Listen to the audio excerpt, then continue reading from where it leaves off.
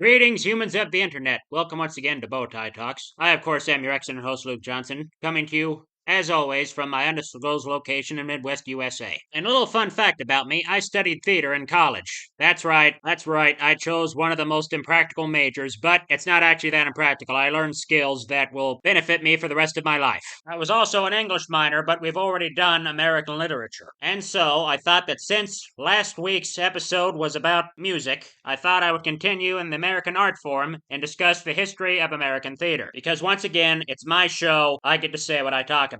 However, to keep things concise, I'll just be going over some history of early American theater, meaning from the colonial days till about the mid-20th century. So please sit back and enjoy as I tell you about the history of American theater, because, as they say, the show must go on.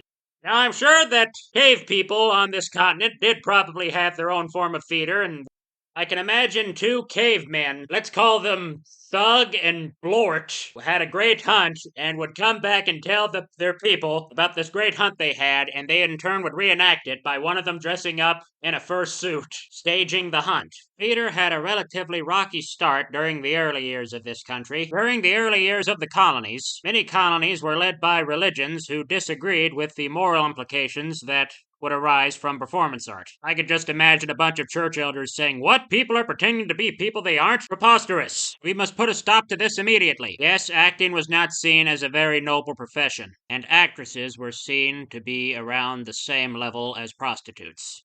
However, this hindrance did not stop people from performing. However, most of the acting in 17th century America was performed by amateurs and college students, even Virginia and Maryland, where there were no laws against plays. The first documented example of a theatrical performance in this country occurred in colonial America on August 27th, 1665. The play was called The Bear and the Cub, and it was acted, and it was performed at a place called Folks Tavern near Pungateague, Virginia. The performance was called The Bear and the Cub, and it was presented by three men from Ocomic County, Virginia. Their names were Cornelius Watkinson, Philip Howard, and William Darby. Unfortunately, no copies of the play are known to survive. The production was also notable because it was the first occurrence of American theater criticism. Only rather than taking his opinions to the newspaper or telling his friends how bad the play was, take the matter to court. When the report of the performance reached the king's attorney, a man named John Fawcett, he summoned the three actors to court, where he subjected each of them to a rigid cross-examination. He followed by ordering the culprits to appear at the next meeting of the court in the costumes which they had worn in the alleged play. They were also ordered to bring with them for inspection a copy of the play. The justices were in the favor of the three performers because the three performers were exonerated and Edward Martin was ordered to pay all the court costs. Later, in 1690, the first play ever written by an American was performed. The man was named Benjamin Coleman, and his play was called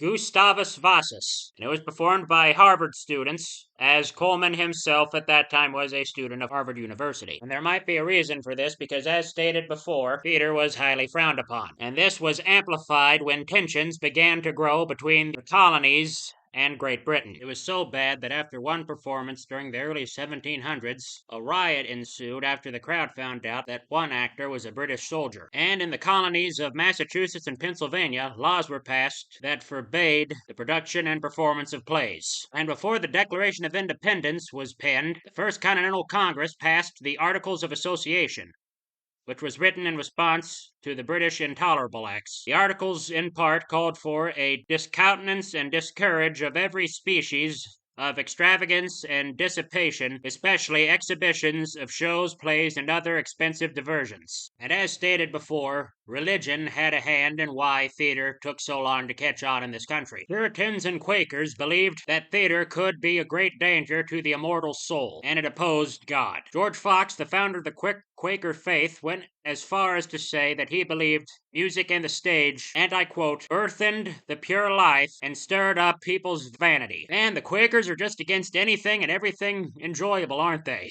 But this definitely did not stop people from performing plays. And in fact, the first permanent American theater was built in 1716 in Williamsburg, Virginia. Another theater opened in New York in 1732. The first play performed there was a play written in 1706 by an Irish writer named George Farquhar called The Recruiting Officer. The play told the story of two military officers named Plume, who was a womanizer, and Brazen, who was a great coward, in the town of Shrewsbury, to recruit soldiers. I can only imagine what the reviews must have been like. The Puritans must have hated it because it was racy, to say the least. Another theater would open in Charleston, South Carolina in 1736. However, one noticeable feature about the early theaters was that none of them were in use for more than a few seasons after their initial openings. And reliable records on professional theater in this country began around that time with the arrival with an entire company of professional English actors, opening with the play Cato at Philadelphia in August 1749, and in Colley Cibber's version of Richard III at New York in March 1750. And 2 years later, the English actor and manager William Hallam formed a joint stock company, which he sent to America under the management of his brother Lewis Hallam. Unfortunately, a year of planning went haywire when it transpired that a man named Robert Upton, who had been sent over in advance to secure the necessary licenses and to erect a building, had neglected the duties for which he had been handsomely paid and had in fact disappeared with the money. Just goes to show you that it's always been difficult to find good help.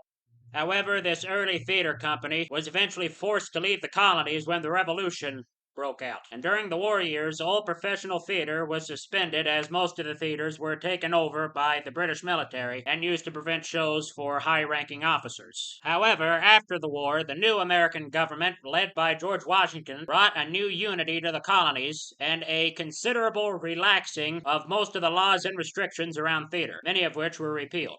In fact, Washington is known to be something of a theatrical enthusiast and to have frequently attended New York theaters. Another outcome of the renewed peace was that many talented British actors came over to try and make a living in the New World. Many of those would choose to remain on the continent permanently, and so form an experienced foundation of the rapidly expanding core of homegrown American players. And the new freedoms also saw new towns and provinces to the fore as centers of theatrical excellence, most being Baltimore, Maryland, Savannah, Georgia, Richmond, Virginia, Washington, D.C., and Annapolis, Maryland.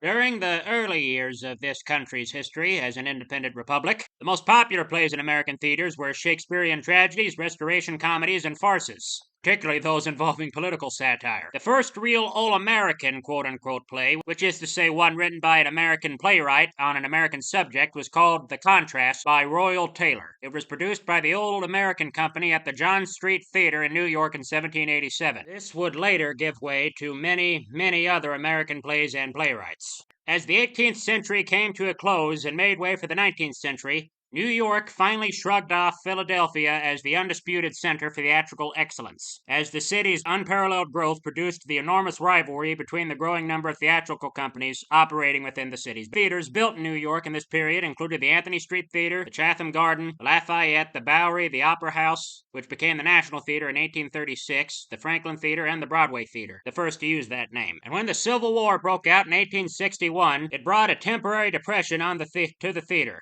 But this quickly turned into a boom as the populace sought refuge from hostilities. And one famous event that took place in a theater during this time, of course, was Lincoln's assassination. He was assassinated by actor John Wilkes Booth at Ford's Theater in Washington, D.C. Booth came from an established theatrical family. He was the son of an English-born actor named Junius Brutus Booth and the brother of Edwin Booth, who was one of the more outstanding actors of the day. Booth himself was an established actor, having trod the boards at Ford's Theater on many occasions, and one would think that Edwin Booth's career would have suffered from, or even been ended by, the stain which his brother had wreaked upon his family name. However, this does not appear to be the case. Only 4 years later, his success was such that he was able to build a new theater at a great cost on New York's 6th Avenue, calling it Booth's Theater.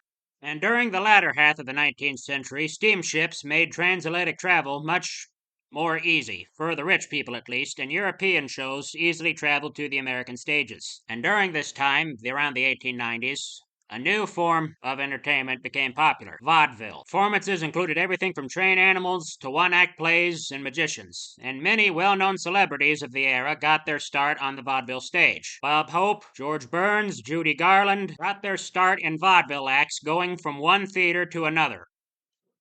And of course, vaudeville made way for the American musical. Now, while American musicals do have their roots in the 1860s, the first real stage musical debuted in 1927 with music by Richard Rodgers and Lawrence Hart. It was called Showboat, and it was based on the novel of the same name. And following the Second World War in this country, American theater really began to come into its own, with playwrights like Arthur Miller and Tennessee Williams began to see their works not only on American stages, but being produced internationally. And American theater took a serious turn. Shows being produced during the Civil Rights era of the 50s and 60s did what theater does best. They reflected societal changes that were taking place. Social consciousness began to shape works that were more aligned with the Civil Rights movement and populations.